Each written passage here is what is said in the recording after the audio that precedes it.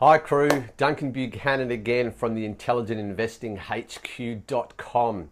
As I've shared with you in the previous videos, the Intelligent Investing Blueprint is a three-step system, map, move and measure to get you more time, more money and a greater quality of life. And in this video, we go through what the second step is.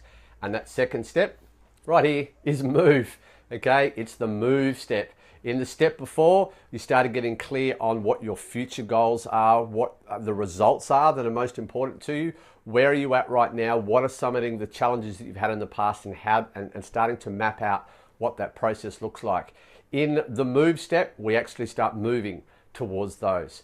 You really need to understand the key types of investments, okay? And I think there's really three types: shares, property, and business. They're the three main types of investing vehicles.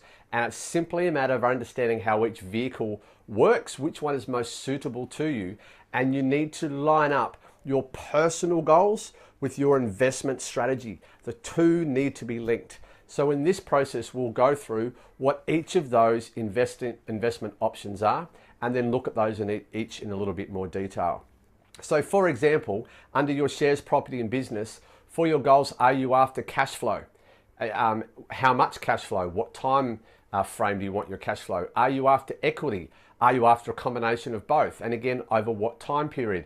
From there, we then start looking at financing. Do you need to finance that? Do you need to borrow money? What does that look like? What country are you in? What are the rules that are applicable in your country? What are the rules that are applicable in your state, for example? What are the rules that are applicable to the type of investment vehicle that you've chosen? Because crew, it's about understanding how to play the game. Okay, you need to imagine that you're on a sporting field, and what you need to do is you've got to understand how the rules, what are the rules? Who do you need on your team? What happens when there's time out? Who's your coach going to be? What happens if there's an interchange?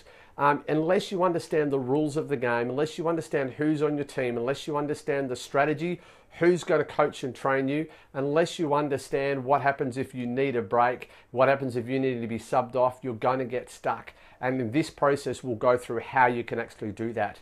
We then also look at legal entities, companies, trusts, unit trusts, discretionary trust, buying in your own name, in a partnership, joint ventures, partnerships, what works for you and why. And you need to, again, link that back to the investment vehicle, but also link it back to the results that you want.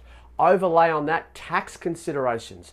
What is the tax implications that you need to be aware of in your country that is relevant to your investment decisions?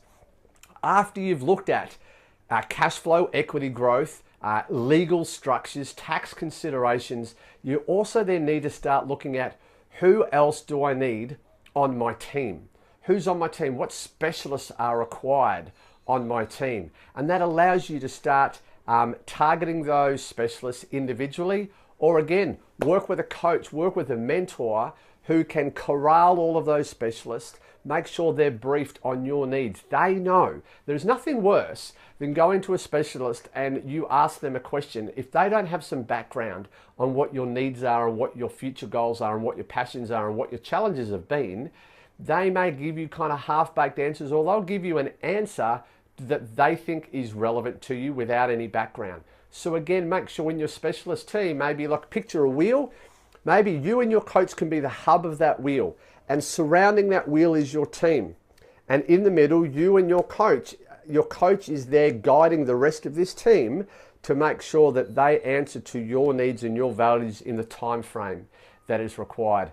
All of that brings together your strategy. And from there, you're going to be able to have a strategy. It's a written document. You can go back to it. You can reference it.